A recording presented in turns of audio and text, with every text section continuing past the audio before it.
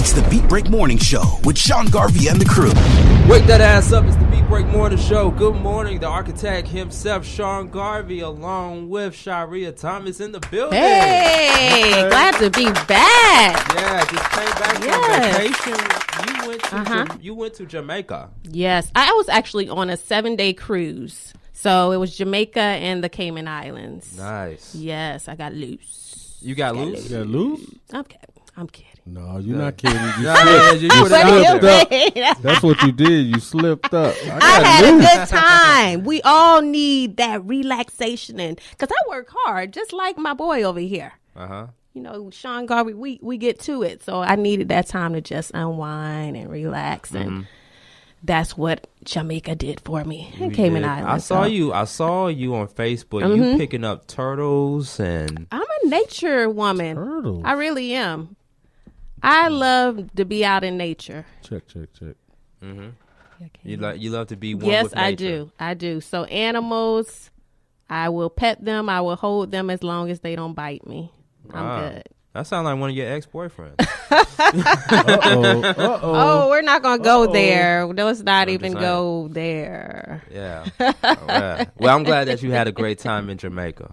And I know you got some more. I know you got some more vacation stories coming up. You better believe it. In the near future. Yes. All right. So before we go into our guest this morning, and you heard him a little bit on the microphone just a few moments ago, we're not going to let you all know who he is just yet. It's a surprise celebrity guest we got in the studio. But really quick, we got to throw some people under the bus. Right? And so let me tell you my current situation, okay? So I'm getting over a cold that I had recently, right? And don't worry, folks, I brought in some hand sanitizer, so I'm not totally contagious. But so last December of 2018, I caught the bug. I caught the bug. Yeah, I caught the cold, right? And I was sick for like 7 days. Okay. Sick. I mean, everything was happening to me. Running eyes, running nose, the whole 9 yards, right? We need not to touch. We need to vaccinate this area over here. Disinfect. Well, I tell you, I'm not contagious. Yes. Okay. I'm not that monkey. I'm not that monkey from Outbreak. Got it. Okay. So after that 7-day period, I went to this place called the Herb Shop in Union City, Georgia. And I've been going there for the past few years now to get my toothpaste and my soap and everything. And so I went in there one day, and I asked the lady behind the counter, I said to her, hey, ma'am, I caught a cold. I've been sick for the past few days. For future reference, what do I need to take? And she says, well, you need to take this stuff called black elderberry that comes in a jar, right? Yeah. It's capsules that you take twice a day, and it's supposed to build up your immune system, right? Yeah. So I asked my mother about it, and she said that she takes them, and it builds up her immune system, and she's never been sick since then. So I take them every day, Sharia, right? Okay. Yes, okay. Right. Fast forward to recently, all of a sudden I get a cold again. Oh no. I'm like, within the past 90 days you've had a cold again? It was like back to back. I was like, I just came back from being sick. Why am I sick again? So I called the store. Okay. And I told the lady what was happening. I said, hey, I came in there one day and I got these capsules that you recommended me that I should take. Why am I sick again? Right. I'm still sick. You know what she's going to tell me over the phone? She's going to tell me that it's probably because you didn't take your vitamin D. You're supposed to take vitamin D with the capsules. I was like, well, nobody didn't tell me that I needed to take vitamin D with the capsules. So you know what my next question was? What's that? Do I get my money back? Absolutely not. Oh, of course not. Do I get my money back? Right. I'm serious. Because, I'm in the studio right now looking like the dude from Fat Albert. Except I can't not the I can't forget the character. I forgot the character's name, but people who grew up watching Fat Albert know what I'm talking about. The one who did not show his eyes. You could never saw his eyes Yeah, on the show. you saw his eyes, Barely. but he had the cap. He had the it was like the little. He had the ski mask. Thank you. At the bottom of his. Yeah. He had the ski mask. That's how you look. I agree. That's how I look right now. Right. Yeah. So it's I'm just so sorry. so we had to throw some people under the bus, and I'm throwing my mother under the bus too. Oh wow. Yes, I'm throwing her under the bus as well because she got it. She definitely got it. Nobody's safe. She definitely got it because she was the one that vouched for me to take the capsules. So now I got to find somewhere else to go. So so as of today on the Beat Break Morning Show, the herb shop in Union City, Georgia, has to go under the bus. Yeah. Put an X on it, huh? Put an X on it. Okay. Exactly. That's going to be our new segment right there, under the bus. Under the bus. You're going to get thrown under the bus. Moms and the herb shop, huh? Absolutely. Okay. Absolutely. Right here on the Beat Break Morning Show. Sean Garvey, DJ Rollum, and the Wake Up Lady, Sharia Thomas, Sheriff Fat Mohammed, and Diamond Love. We are the Beat Break Morning Show crew. We got a special guest in the studio this morning, and I am so glad, Sharia, that we finally long time, man. got him on the show. Yeah. We've been trying to pull him some strings to get him on the show. You did it. Okay. So for those that grew up listening to the new Jack Swing era, baby. Yes. the late 80s, early 90s, you had your Guy, you had your Johnny Kemp, right? Teddy Riley. Okay. You also had. Come on, bring it on. Who else we had? Blackstreet. Jodeci. Ooh. Boys to Men. Ooh, Yes. Calling them out. Let's talk that ish. Let's talk that ish. Yes. That's the real. Right Yes. there. See, the phone lines are already going up. There we go. Yes. And you also had R. Kelly and the Public Announcement. Cheer. And I know some of our female listeners that are listening to the Beat Break Morning Show right now are saying to themselves, "Why are you mentioning R. Kelly, Sean?" Mm-hmm. We don't have R. Kelly on the show. We don't have him in the studio. No, we're not, No. and we're not promoting R. Kelly. We're not, but we are definitely giving props to Public Announcement. Public Announcement, yes. Yes. And we have one of the original members. Yes, right. Public Announcement in the building. Better believe it. Yes. He is waiting. He is at the tip of his tongue. He's ready to say something right now. We got the Ray J moment right now with the hat. You know what I'm saying? He's having a Ray J moment. I'm thinking he gonna pull the hat up, but he's pulling it down. He just keeps pulling it over his eyes. He can't see me, you, nobody in this mofo. You know what I'm saying? Yeah. Or can he? I don't know. Kodak Black. Okay. I'm doing the same thing that Charlamagne did. Okay. Yes. We got Giant, the RNB Bully. Woo! Right here on the Beat Break Morning Show. Good morning, man. How you doing? Good, and you, man? How Good. you? Hey, I'm good, man. I'm trying to make it, man. I'm trying to make it. God is good. God is good all the time. Yes, sir. Yes, sir, man. We've been trying to get you on the morning show for almost a year now. Yeah, it's been man. almost a year now. I know you are a busy guy. I'm a busy guy, and it's because of scheduling conflicts and stuff like that. But a lot has been going down. Well, first, let me start off by asking you, because we were talking a little bit off the air. I know, you can't keep it serious, huh? Man, It's hard. This hat is like, let me tell you something. Incredible. Let me tell you something, man. We've been doing the Beat Break Morning Show for almost 10 years, right? Wow. We've been doing the Beat Break Morning Show for almost 10 years. What's up? Congratulations. Yes. Congratulations, guys. We're coming up on our 10-year anniversary next year, 2020. All right. Turn up. All right. And we've been doing a lot of crazy stuff on the Beat Break Morning Show over the almost past 10 years, 9 years. Mm-hmm. Yeah. So we've been doing a lot of crazy stuff. So this is as crazy as it's going to get. Okay. Yeah. But how was your Super Bowl weekend, by the way?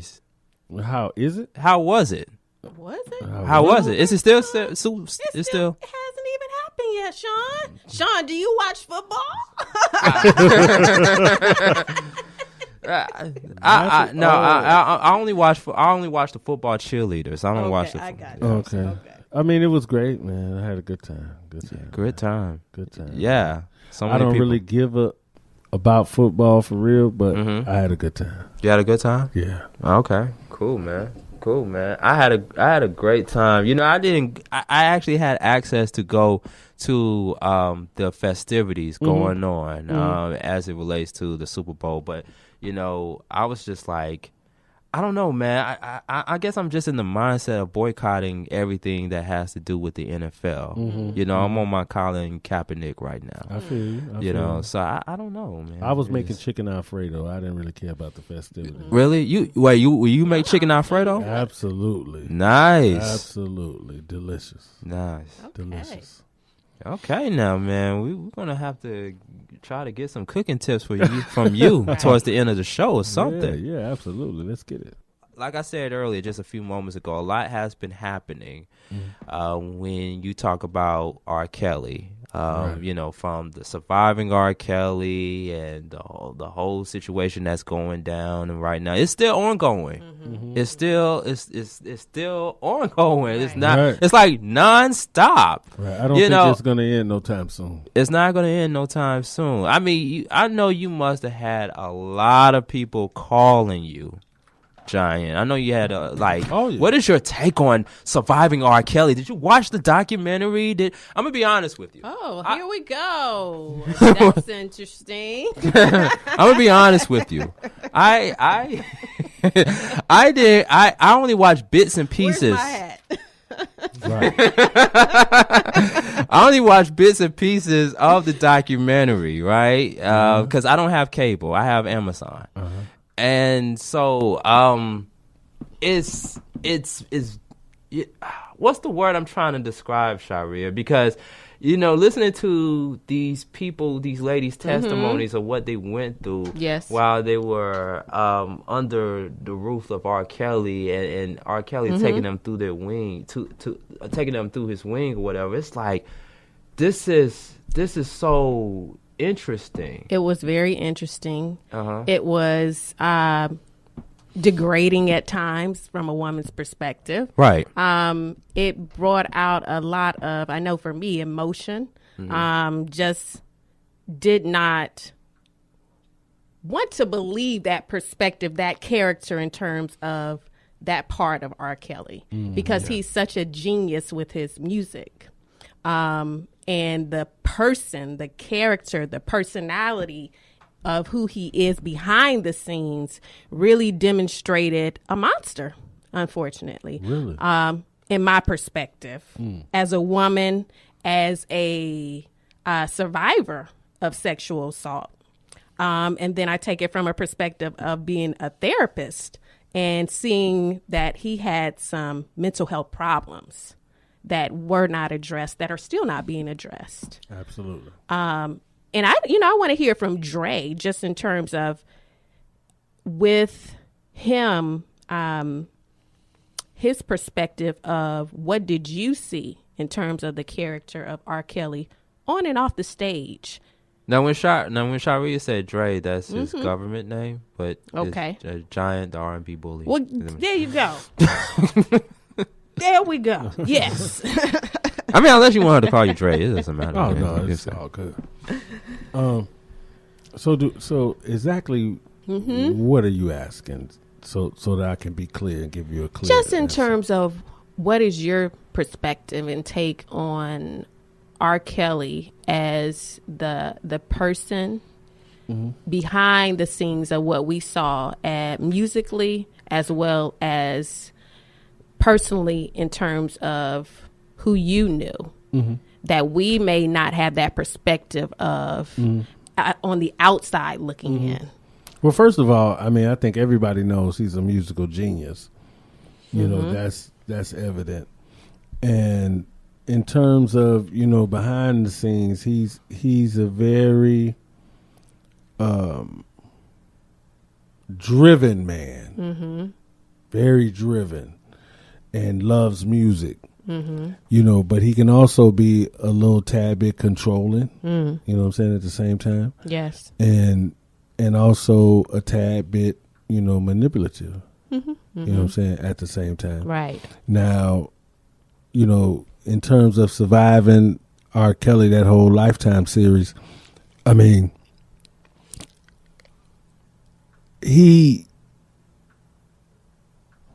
I'll just go here. In terms of cult, and he's holding people hostage, I don't believe that. Yeah, I could see that too. That's not true. But at the end of the day, you got to think, he's like the greatest probably R&B dude that we can even remember back to, period. So girls are going to like him, that, and the third. Now in terms of the ones that's young, that I believe is an issue, you know what I'm saying, with him, probably a mental health issue. Yes. But at the end of the day, you had like 2 or 3 people on there, I believe, that were totally grown, like in their 30s. That's true. So I don't know how to actually look at that, because they're grown women with very good understanding of who they are and what they're doing. See what I'm saying? So I don't know if I totally buy into that. But as for me and what I've seen, I haven't ever seen him mess with anybody young in any type of inappropriate way. I haven't seen that. Now, we done toured the world and done all kind of shows, and it's girls always everywhere, but nobody ever underage. Okay. That I've seen. Right. I've always seen girls around, so I'm not going to tell that lie. I can imagine. The Beat Break Morning Show with Sean Garvey, DJ Roll'em, and the Wake Up Ladies. The only morning show where you can wake up next to more than just one woman.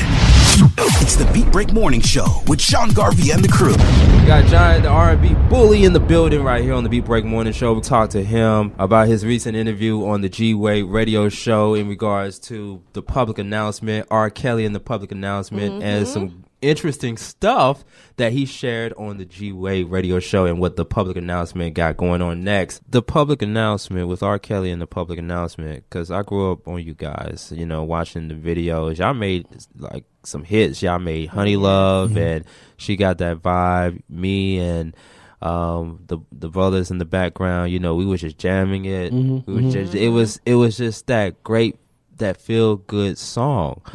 And like what let me ask you this, as an original member of the public announcement, when you hear songs Honey Love and She's Got That Vibe, those songs that came out years and years ago, and it's 2019, like what memories come to your mind when you go back and you listen to your songs that you did with the public announcement? I mean, well, first of all, 90s music, and I think this is why, I don't know how in tune you guys stay to it, but 90s music is like a thing where it felt so good, and I think people want to get back to that. Yes. That's why there's so many 90s tours and, all those sorts of things now, because that music just felt good.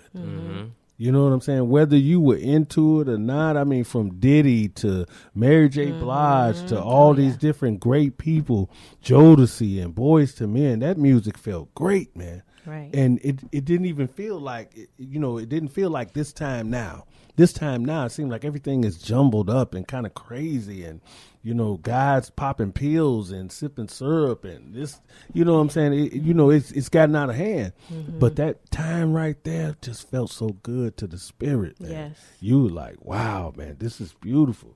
And everybody was partying and barbecuing and having a good time. Right. So that's kind of, when I listen to it now, back then, I just feel good because it was a good time in my life. Yeah, even though things weren't totally 100, but it was a very good time in my life. What do you think changed though? Because I love, and I still love 90s music to the point where I can go anywhere. I can drive in my car, or I can be riding on the train, and I can still be listening to all the greats from the 90s. I mean, what do you think has changed to where now you got artists sounding like they on auto-tune, and they're not harmonizing? What do you think has changed? I mean, I don't want people to get mad at me with this, but I'm gonna say it because I believe it. Some people might agree, some people might not.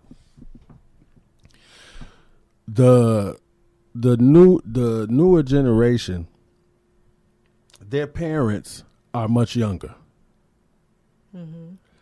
So the parents let's say they 30, 40, and they're still in the club. And their kids are in the club too. So it's like there's no like accountability over the youth. So the youth are doing them.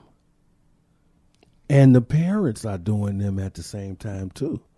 So how do you, it's just like when you think of, well, not you, you're a little young, but I'm going to say, you know, my guy back there, his grandmama wasn't in the club. Right. See what I'm saying? So she was instilling values, Right. and those are values that we had. Yeah. You know, my grandmother was a grandmother. These grandmothers are still in the club. That's true. Let's That keep is it true. 1,000. They still in the ways. club Right. at 40-some years old, because it's just a different time. So I think that's where, you know, music set into that and took it left, because they really had no guidance. They growing themselves up. They growing up off the internet, off Instagram, Twitter, and what they see on there. So it's hard for them to have those values that I had, you know, and people, you know, of a certain age. It's hard for them to even comprehend. I mean, that makes a lot of sense, you know, because like you just said, social media before Facebook, Twitter, and Instagram, you didn't see a lot of visuals of people trying to sing or trying to be the next big thing. Right. You know, and I remember once upon a time, someone told me that back in the day, everybody didn't want to be on stage. Everybody, you know, you had people that want to be entertained, and in order for you to perform on the stage, you got to be a triple threat. You got to know how to sing. You got to know how to dance. You got to look good, eye candy, the whole nine, right? And everybody didn't want to be on stage. They just want to be entertained. But like nowadays, because of, like you said, the internet and social media, everybody wants to be on stage now. And it's only like 2-3 people in the crowd. I mean, So- to be honest, everybody has a voice now. Whether you sit in your living room, you can just go on there and comment and say whatever you want to say. I mean, and people receive it. That's the part that kills me. They're actually listening to somebody they don't even know that's speaking about them and what they doing in their life. I don't understand that. It doesn't even make sense to me. But it's happening. Wow. Here we are. We here. So what do we do? Y'all tell me now. Y'all answer that question for me. Well, sure. What do I we do? think. Well, with me, with children, like let's just say if I had a son or a daughter, you know, Look at him I'm trying having to a be good the host. 10 years. over for Beat Break Radio. 10 years of craziness. I mean, if I had a son or a daughter, I would definitely have to go to my crates and show them what R&B came from, or the artists that came before the newer artists that you're listening to. Like, you want to hear the kings of R&B, okay, here you go. Here's some Donny Hathaway. Here's some Stevie Wonder. Here's some Marvin Gaye. Here's some Joe. Here's some Luther Vandross. You know? But you know what the problem is? You would want to do that. They don't want to hear it though. Well, I disagree, because I'm a mother of teens. I have an 18-year-old, 16, and a 12, all boys. And they value music because I demonstrated to it. I live it. So But you might be of the 1%, because majority of children are not listening to their parents today and don't want to hear agree. you talking about no old ass I agree. music. But it goes back to what you said in terms of instilling values. Yeah, but I'm just saying it's so oversaturated, and the internet plays such a part in their social media that they not trying to hear. You blessed that your children are even listening to you. You blessed. There that are they more listen. of us out there. I got young children now, not that young. You know, they of age, and they don't listen now. I be having to almost beat the brakes off of them every other day. Oh, goodness, please. See what I'm saying? Well, you know what? And Just going keeping back it real. to your music, public announcement music, and if we were to tell really the millennials, because that's the generation that we're talking about, you know, of what what is, if we were to define New Jack Swing music, what is that about? What does that give to its listeners that separates it from the other decades of music? I mean, I think it's just music coming from a real place, in terms of what we like to call the hood and, and urban living. I mean, it's just music that comes from a real place. You telling real stories and real situations, and you're not fabricating it. Right. Even if it's not so good looking to those who listening. Right. But you're telling it anyway. So to me, that's what that is. Shoot us just a few of the, for those that don't know, shoot us just a few of the lyrics of maybe an old song that really stands out to you, that public announcement saying, that we can get a feel for it for those audience that really don't know where you're coming from with this. I mean, when you say just a few lines from Hey Honey Love, I that was my song back in the day. Do you remember any of that? Something in your... Oh, yeah. No, I'm saying. Go ahead. Yeah. Thank you. Thank you, sir. Thank you, sir. I'm a little tilted right now. Thank you.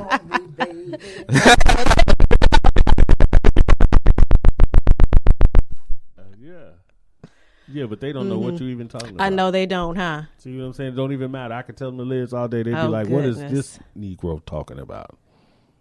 They don't even care. But and ain't that sad?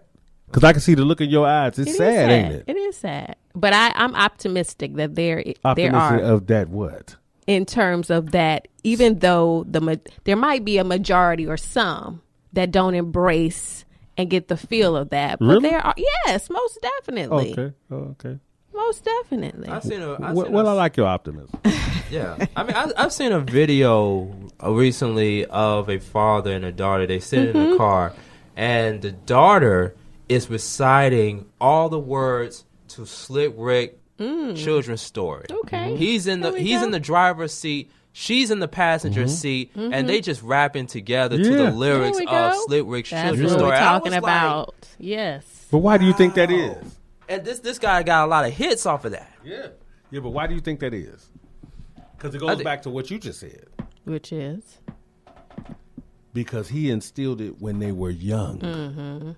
That girl he was in the car with, and they were reciting them lyrics, he forced that on her. Because if he'd have let her go and let her decide to listen to what she wanted to, she wouldn't be listening to Slick Rick. You can best believe that. See what I'm saying? So it's the parent instilling that in the children young, like you do your children, like you just said. You see what I'm saying? So it's a hard thing. Okay, look at it this way. Those parents that I just talked about, right? Those parents ain't doing that with their children because they're still living their lives because they're so young. So they're not putting that in their kids. Now, you have those parents, you have some, I'm not saying every parent is like that, but you have some. Right. That are saying, hey, you need to hear the old school music. This music is what's real music. Yeah. And the children get it. Like your children get it. But for the majority, they're not trying to hear that. They go on to YouTube. They go on to Instagram. They want to hear Drake. They want to hear Lil Pump. They want to hear this person, that person. They're not trying to hear nothing about no old school music. So that's my point. I think but at the end of the day, I think there needs to be a balance. Yeah, I think there needs to be a balance. Like, okay, I'm not really much of a big fan of Jacquees. I feel some type of way when he goes around and he's saying that he's the king of R&B for this generation. Hey. Oh. Whoa, wait a minute, hold on, wait a minute. I'm kidding. Wait a minute, y'all. I'm kidding. You guys from Atlanta, I think, right? Wait a minute. Shari know who I'm talking about. I'm going to say this. Wait a minute. I have to say this because I don't want to be associated with the Who's Jacquees. Okay. But I think for this generation, I think he made a good point when he was saying he's the king of R&B. I think what he meant was right now today with the youth and what he does, he's the king of R&B. And in that perspective, I'm not going to say that he is, but I understand why he did it. It makes sense why he did it, because he does get down. I'm not going to stunt on that. He does very well. But that goes back to the balance point. Balance, like, okay, you can listen to a Jacquees, you can listen to a Ty Dolla $ign, you can listen to a Khalid, a few others, but Giant. Who? And Giant. Yeah, See? Giant. Messed up. Come on now. Bring it back. Yeah. The Beat Break Morning Show with Sean Garvey, DJ Rollum, and the Wake Up Ladies. The only morning show where you can wake up next to more than just one woman. It's the Beat Break Morning Show with Sean Garvey and the crew. Giant, the RNB Bully in the studio right here on the Beat Break Morning Show with Sharia Thomas and yours truly, Sean Garvey. We only got a few minutes left with you. I want to go a little bit back to R. Kelly and the public announcement, of course. Yes, one thing I also want to mention, too, is the choreography. You all got down with the choreography. Especially in the video, she got that vibe. Like, who did the choreography in that video? Actually, I think, it was like a contribution from both sides, because when you watch him on before he actually got his deal, it was R. Kelly and MGM, and they had great choreography on Natalie Cole's Big Break. Okay. Great choreography. So I'm not going to take credit for that. But we also, before we even met him, that was our main thing, our choreography and the way we put our shows together. So I think it was a combination of both of us coming together and kind of making that happen. Nice. Okay. Fast forward. Of course, I was watching a video on BET, and this was in 1998. And I saw a video of the public announcement. Yippee-yi-yay, yippee-yi-yo, wanna rock your body, baby. Like, describe to us at that time, going from R. Kelly and the public announcement to 1998, the resurgence, I guess, of the public announcement. Like, how was that different from R. Kelly and the public announcement? Like, what caused y'all to transition into that point in your time in your music career? Okay. So this is I like the fact that you did that question, because now I can really put this out there. Yes.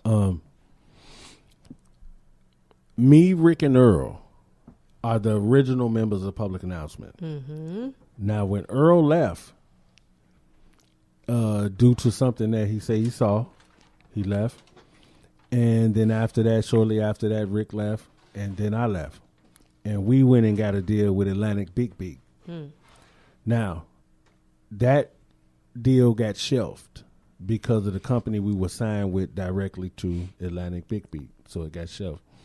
So after that, I decided to go back with Kels and just go on tour, right? Earl decided to create another public announcement. Right, yeah. And he got other members. Now, in the process of him putting that together, I came back to the group with him, and we recorded Body Bumpin'. Right now to this day, and I didn't even get paid, but right now to this day, my vocals are still on Body Bumpin'. Wow. But I never got paid because me and Earl fell out in the process of doing that record, and I quit. So that's not even the original public announcement. That's a new set of guys. What? Wow. Because I would never be dancing and body bumping and turn around and slap my own ass. I'm going to just keep it real. I'm not doing that. Yeah. Wow. That is crazy. I've never known that until now. Because it was like looking at that. I tell you what. I don't mean. No. Go ahead. I'm sorry to cut you off. Pull up YouTube and put in Take Advantage of Me public announcement. Now that's public announcement when we got our deal. Okay. And you can just play a little clip or whatever. But then when you go back and you look and you see Body Bumping, that's these dudes, they yippee-yi-yo, yippee-yi-yo, and they turning around and smacking their own ass. I don't understand that. Yeah. But I want you to see this. I never got that. You know what I'm saying? I want you to see that though. So that we can be clear, because these guys, I'm going to go and put it out here. These guys right now, the new public announcement, are feeling some type of way because they feel like their shows that they're trying to book are being affected by the fact of surviving R. Kelly, and they feel like that they're relating that to us because we were with him then. You know, which is not the truth. They weren't booking shows before surviving R. Kelly, and they're not booking them now. So that got nothing to do with us. Wow. So I just want to be clear on that. And that's those body bumping guys in that blue. Yes. There they go right there. The new members of Public The new members. which you are not a part of. I am not. Yes. And I say it twice. I am not a part of the new public announcement. Now put in Take Advantage of Me. Take advantage of me. And then you'll be able to see that this was me, Rick, Earl, and we had another extra member. His name was Melvin Covard, Mello. Okay. And you can see that on YouTube. Okay. Wow. That is crazy. Now, and this happened back in the 90s, about what, around 94 or was that? No. This was a little further on because this was like later. wow. But yeah. Oh my. So I just wanted to goodness. clear that up. Yeah. Now, of course, there is a documentary, or there is going to be a documentary coming out, which chronicles the life and times and the behind the scenes of Public Announcement. I remember seeing a trailer of it on YouTube. Speaking of YouTube, I seen a trailer of it, or like a short promo or something like that. Who did that? I don't know. Was it you? know? Was it Oh was it the Giant himself? Yeah, that was a production of mine. Okay. Me and Rick, Here we you know what I'm go. saying? And it wasn't supposed to even come out, but someone found it around the time of Surviving R. Kelly. I originally did it to shop it as a series, kind of like an unsung, and we were going to do multiple artists. We were just the pilot, Okay. but somebody got a hold to it, put it out, and then it became this. So. Well, I am definitely looking forward to checking it out. I know it's not out there just yet, but it's going to be out there real soon to be announced. Absolutely. One more thing too, because I know you got to get up out of here. Giant, the R&B bully in the building, got to get it right here on the Beat Break Morning Show. Sharia, we were talking off the air, going back to Surviving R. Kelly. Yes. You have a testimony. And you saw the documentary, right? I did. You did. Share with us your testimony, because you find parts of the documentary relatable, and it hits home to you. Well, just a sense of, because I experienced sexual assault with someone that I trusted, I can relate just in terms of the manipulation that may happen. And I get that in a sense of that from the woman's perspective of being a survivor of being taken advantage of, especially if they were underage.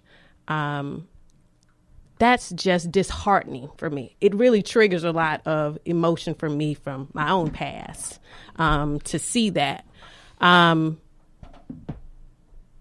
It's just showing the perspective of the other side. You know, we see R. Kelly as who he is in the limelight and what he's contribute to the music industry, which is a wonderful and beautiful thing in terms of his music, his artistry.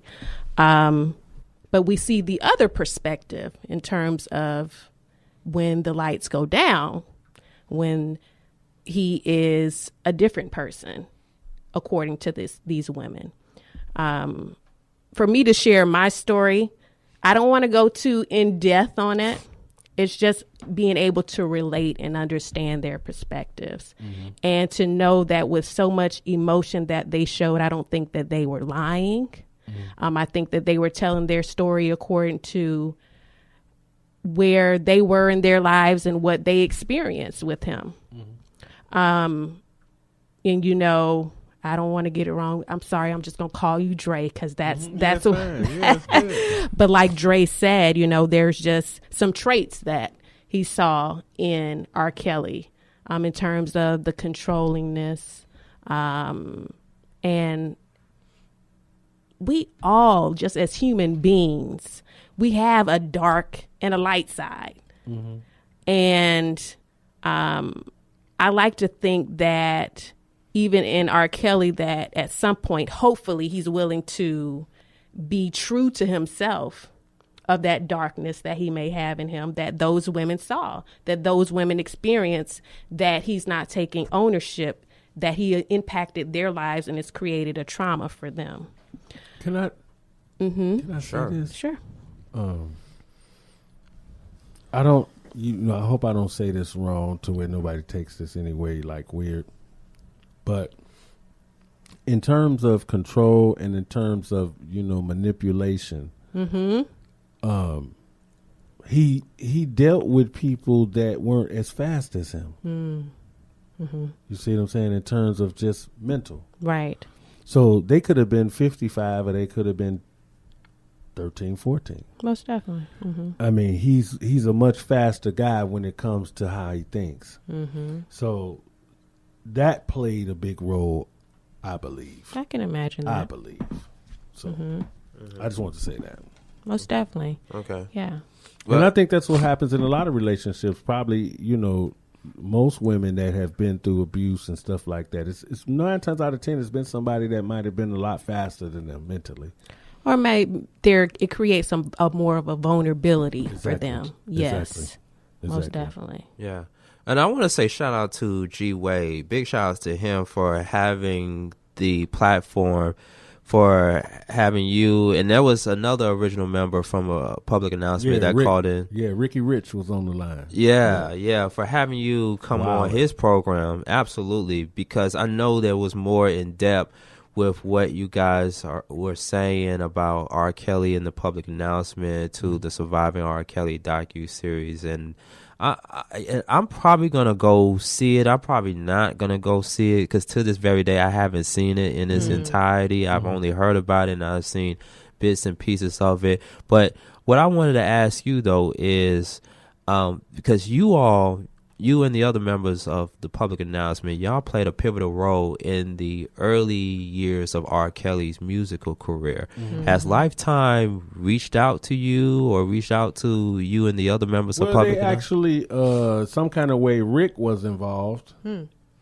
was involved, but they edited his parts out, whatever the case may be. But he was involved, but I wasn't and Earl wasn't. And maybe it's because they didn't know where the hell I was. I mean, maybe that's the case, but I don't know, how it happened like that. But Rick was involved because he still lives in Chicago. And how long, I'm just interested, how long after, the breakup of R. Kelly with public announcement did you continue to work with him and collaborate with him on other projects? Well, I was working with him back and forth like once Earl left, like right after 12 played, I probably was gone maybe a year, and then I ended up going back and going on tour. Then, I was one of them guys, he would get on my nerves, piss me off. I'd leave for a while, then I'd go back again. Then I'd leave for a while, I'd go back again. And that lasted all the way up to like 2009. Oh, wow. Okay. Yeah. So I've been on most of the big tours that he has done. All them pictures and stuff like that is online and stuff like that. But, yeah. That's interesting. Wow. Yeah. So the documentary is coming soon. The public announcement documentary is coming soon. My story. Your story. All right. It's called My Story. It's called My Story. Yeah. Okay. And when they go on YouTube, what do they have to type in to see it? Just type in h.d.etv. And that's the channel. And if it doesn't come up through that, because it be acting kind of crazy, I don't know why my people be messing it up, but you can type in Meet the Bosses Episode 1. Meet the Bosses Episode 1. Okay. And it'll pop up that, but then it'll also show you the other shows like Who's Cooking with Mama Payne. That's one of my shows. Okay. T-Pain Mom. You know what I'm saying? And everything is there. Yeah. Okay, man. Well, there you have it. Well, Giant, the RNB Bully, Instagram, everywhere. How can they follow you? Instagram, Giant, the RNB Bully. And on Twitter, it's Hits with a Z, Digital ENT.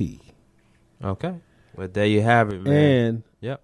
I want to let everybody know, I got to shout out my man, got to let everybody know a new radio show coming right here in the A, straight out of Clark University, man, my man.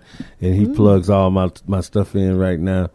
And it's the exclusive with Stacey Robinson, man. All right. He's about to get down. Props. All right. Get down. All right. Clark University or Clark Atlanta University? Clark, whatever. Because that's my alma mater now. Oh, get it right. okay. CAU. Yeah. Well, look at your boy back there. Look at your boy back there. There you go. There you go. Right.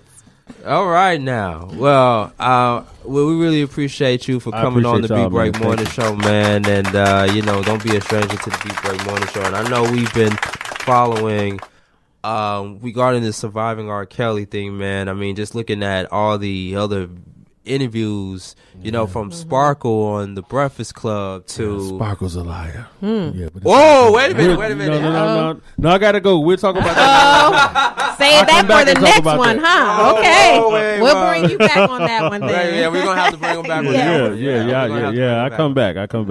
All right, y'all. It's the Beat Break Morning Show. Sean Garvey, along with Sharia Thomas, DJ Rollum, Diamond Love, Sheriff Fat Mohammed. We are the Beat Break Morning Show. Good morning. Let's get it, John.